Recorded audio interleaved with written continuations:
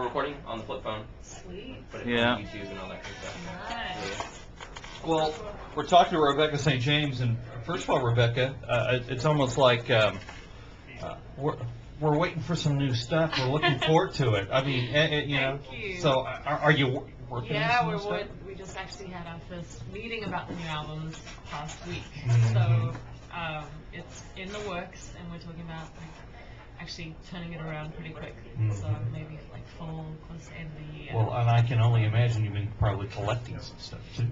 Well, we're actually talking worship albums, so yes, I have been actually thinking about what songs I would like to include. There's such powerful songs like out there.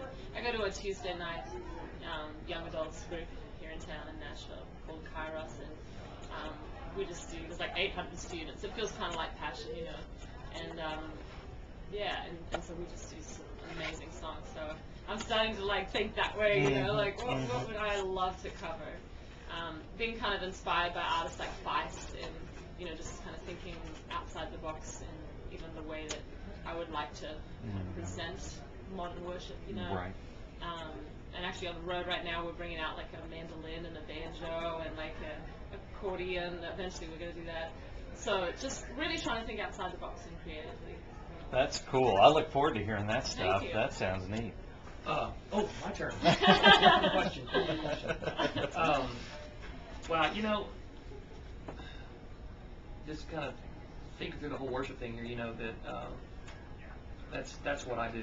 Yeah. You know, I So make you it- kind of light up, as I said, worship. Yeah. Well, yeah, I'm always, you know, as a worship leader at a church, I'm always looking for, you know, for new stuff Yes. to present, and new ways to approach maybe older fans that love them to say stuff like mandolin, violin, and Yes. banjo, and we bring a lot of those elements into the stuff that we do. I want to know though, because you started out as a CCM artist, Yeah. you know, singing songs to people. What Yeah. what made you take the switch? It seems Yeah. like the more stuff you put out now is more worship oriented. Yeah. It seems like you have more of a heart for worship. Yeah. When did you notice that transition of saying, you know, I know it's happening with me. I don't want to sing to people. I want to sing with people. Yes. I want to Yeah. encourage people Yeah. to join me Yeah. in singing Yeah. instead of just, you know, kind of pointing fingers saying, this is what God wants you to do. Right. Well, Yeah. do you remember a time when that happened for you? You're like, you know, this is kind of a little more where I want to go. Yeah, I think God actually birthed it really early. Because as a kid growing up in Australia, I was actually there at the beginning of the whole Hillsongs movement, like what God was doing through that, and actually went to Hillsongs Church for a couple of years in Sydney, that's my hometown. And so I think God started really young and just kind of birthed like a real heart for worship. And so my first album back in Australia that no one here really heard, except for the real psycho fans, and they bring it along to the show. I'm like so like blown away that they have it. But I recorded at 13, and it was the entirely worship album. And so yeah, not many people know that I had that album from back there. But yeah, so it's always been a part of my heart, and always been a part of my albums, you know, a worship song or two. And then a couple of years ago, I had an album called Worship God, and kind of referring to that. And then it just seems a very natural part of my heart. And I agree with you, when you're inviting people corporately to come together and to worship God, there's nothing like that. And you hear people's voices just raised to God in a concert setting. It's just this feeling of unity breaks down every wall, you know. It's fantastic. Well, you know, I didn't even think about the connection between you being Australian and the whole Hillsong thing. Were you aware that they were going to sing "Shout for the Lord" on American Idol? No, I didn't know. I did hear about it. It's so awesome. You know, I don't want to use the word creepy, but it was just strange to hear it coming from that venue. Yes. And just thinking about the call from the publisher, you know, that Darlene Check must have gotten saying, you know, this biggest show in the world is going to want to do your song. It was surreal for me. It was surreal, yeah. Yeah, I it guess was. creepy's not the right word. Who initiated it actually on the show? Like, do we know? We don't know. Don't know. The only It's kind of the closing song. I didn't No, know. it opened the show. It opened. What? It closed the. It closed the Idol closed. Give Back. The Give Back Oh. show. And then the results show the next night it opened. The only thing I can figure is the executive producer of American Idol, I believe, is Australian. So Really? that could Oh, be the go connection. him. Yeah. Either that, or they just went to.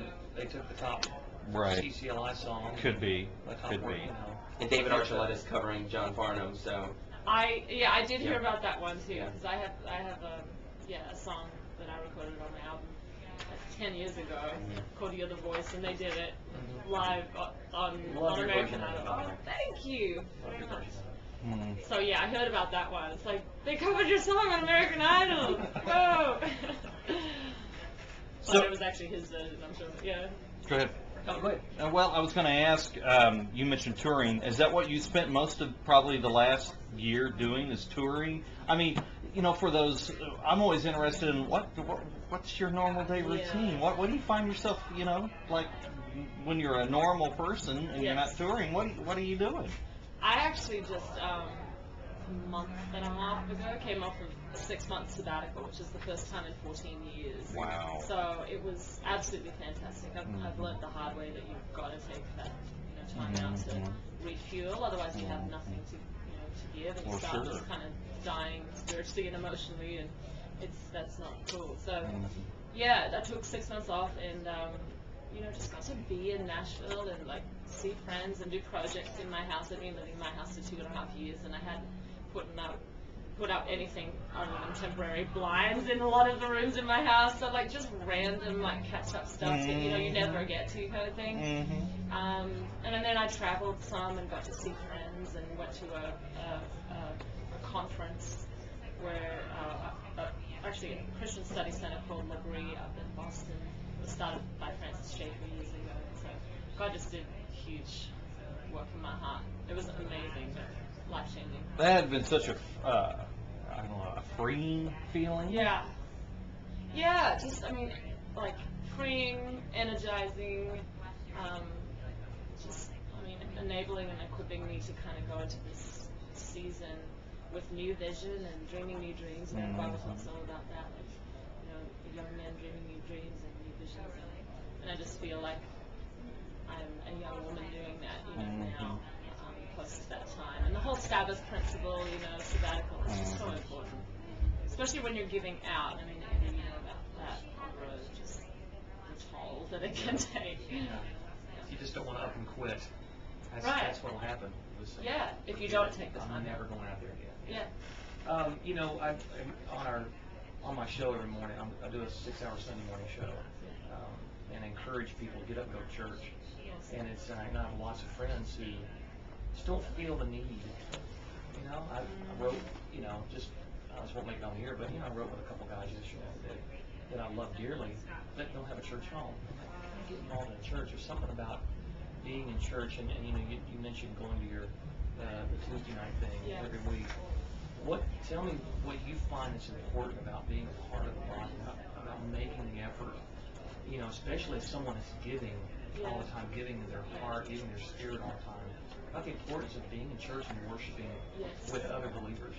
Well, actually, that's a big part of why I found this young adults, real church meeting on this Tuesday night, because I wasn't able to often go to my home church. I mean, when I'm in town on Sunday, I'm there, my church in Franklin, but I know how much I need the fellowship and the encouragement of looking around and seeing a room full of believers that we're on track together, we're like pursuing God together. Just seeing that and having the encouragement of being in a room full of believers that are worshiping God together with you, that's powerful on its own.